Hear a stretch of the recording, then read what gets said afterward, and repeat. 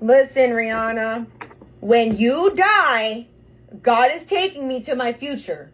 You want to kill me. Shut the up, okay? Shut the up. Yeah, she's a witch. She's a witch. I'm a watchman. She's a witch. Get that stupid girl out of here. Okay? They can't do this. They can't do this. What about my hands? What about these fingers over here? What about these 3 fingers? What about it? What about it? No, you're not here. You're rebuked. And even if you're here, there are many in this realm. There are many in this realm, and you are rebuked, and Jesus is the King, and you're just kicking and screaming on your way out and perishing. It's embarrassing. Side of Rihanna's home in Beverly Crest. That's right. This morning, the LAPD identified the alleged shooter in all of this, and Gigi Graciette is there with the details. Gigi. That's right. The LAPD has identified the shooting suspect as 35-year-old Ivanna Lisette Ortiz from Florida. She is behind bars today. A plea on behalf of the clients, you waive formal reading of the complaint, advisement of rights, including Armed Forces and Veterans Rights Center, a plea of not guilty, denying any and all special allegations, enhancements, and priors. Yes, sir. Imagine sitting at home on a Sunday afternoon with your kids, thinking you're safe, thinking nobody can touch you, and then bullets start flying through your walls. That's exactly what happened to one of the most famous women on the planet.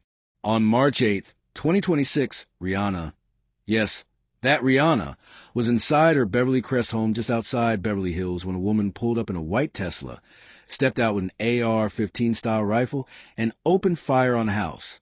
At least 10 shots. In broad daylight, with Rihanna's children inside.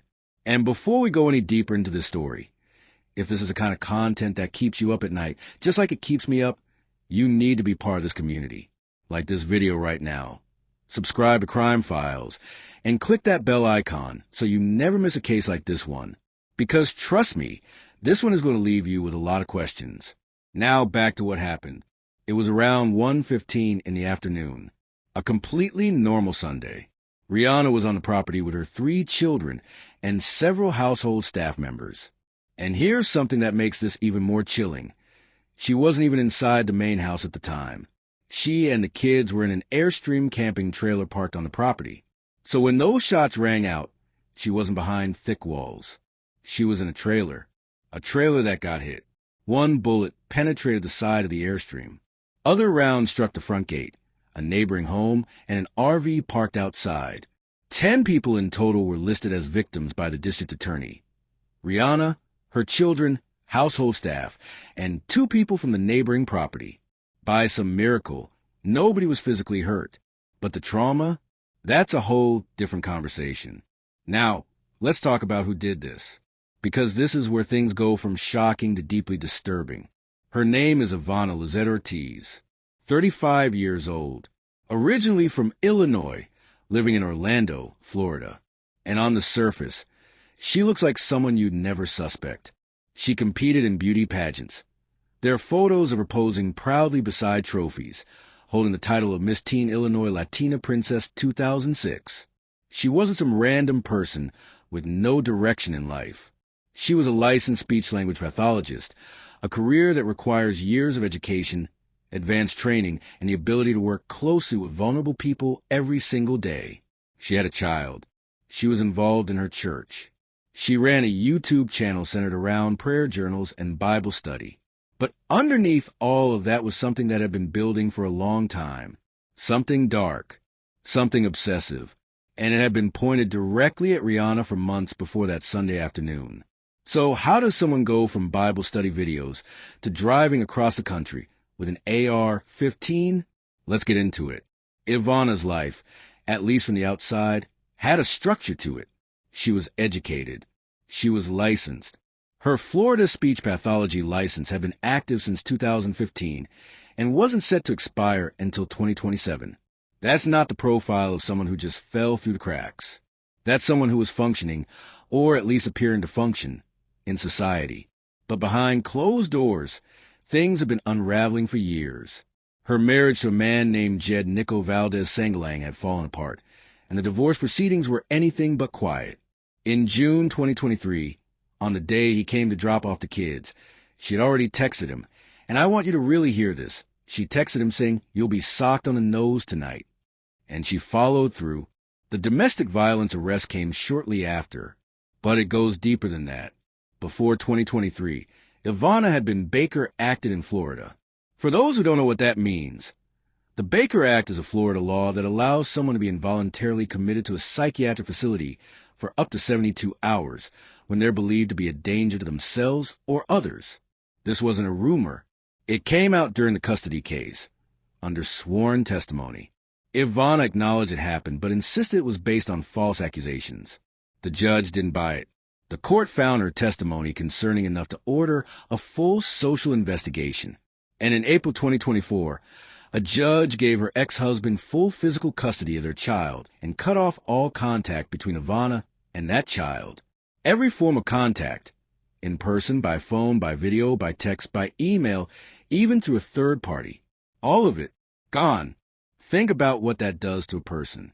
Think about what that kind of loss, combined with whatever was already happening in her mind, can push someone toward. Because around the same time all of this was going on, Ivanna had started fixating on Rihanna. And not casually. This was obsessive. This was consuming. She began posting videos and messages that accused Rihanna of witchcraft, of trying to steal from her, of being the devil.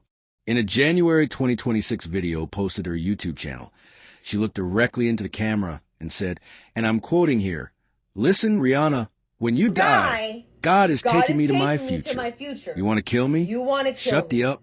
Shut Yeah, the she's a up. witch. Okay, She's a witch. Yeah, she's a witch. I'm a watchman." She's a witch. She I'm a also watchman. posted on She's a Facebook in witch. December 2025, saying she was already through with Rihanna. In February 2026, just 2 weeks before the shooting, she tagged Rihanna's account directly on X, posting hostile accusations and making baseless health claims about the singer. This wasn't someone venting once and moving on. This was a pattern, a build-up, a spiral that anyone paying close enough attention could have seen coming. And it wasn't just Rihanna. In October 2025, Ivanna filed an emergency legal petition trying to stop a Billie Eilish concert in Orlando. She claimed it was causing her immediate and irreparable harm because of noise and traffic. She demanded between $75,000 and $100,000 in damages. A judge threw the case out. The concert went ahead as planned. Her ex-husband's attorney, Hal Rohn, described Ivanna in a way that I think is really important for understanding how cases like this escalate without intervention. He said she was articulate and very believable, and then added, if you sit down with her, she's very convincing, but she does bizarre things. That right there is exactly the kind of person that falls through every system. Convincing enough to seem fine. Erratic enough that people around her knew something was wrong, but never quite stopped in time. Now here's where the story takes a turn that nobody expected. When Ivanna drove up to Rihanna's gate on that Sunday afternoon, she wasn't just winging it. She came prepared. She had an AR-15 style rifle. She had a 30-round magazine in the trunk. She had extra ammunition. And she had a blonde wig. A disguise. This woman drove from Florida to Los Angeles, armed and in disguise with a plan. She fired 7 shots from her Tesla parked across from a property entrance. 7 casings were found at the scene. Then she drove away. She thought she was gone, but a witness spotted her. A license plate reader caught her car on camera, and an LAPD helicopter tracked her through the city until officers pulled her over in a shopping center parking lot in Sherman Oaks. Less than 30 minutes after the first 911 call came in, she was taken into custody without a struggle. She said nothing. She invoked her right to an attorney and went completely silent. She was booked into L.A. County Jail after 2 a.m. the following morning. Her bail was set at over $10 million. She was charged with 1 count of attempted murder, 10 counts of assault with a semi-automatic firearm, and 3 felony counts of shooting at an inhabited dwelling. Special allegations were added to every single count. The district attorney named 10 victims. And Ivanna Ortiz now faces a possibility of spending the rest of her life in prison. Her arraignment is set for March 26. Meanwhile, sources close to Rihanna say she heard the shots, but initially didn't fully understand what was happening. When it clicked, when she realized that someone had just opened fire on her home while her children were inside, she was shattered. A source told People magazine that she doesn't understand why her family was targeted and that she is freaking out. And honestly, who could blame her? You can have the best security team in the world, and this still happened. There is no known connection between Ivanna Ortiz and Rihanna. No prior interaction. No beef. No history. Just a woman who, somewhere along the way, built an entire world in her head where Rihanna was her enemy, where a pop star was a witch targeting her personally, where violence was the answer.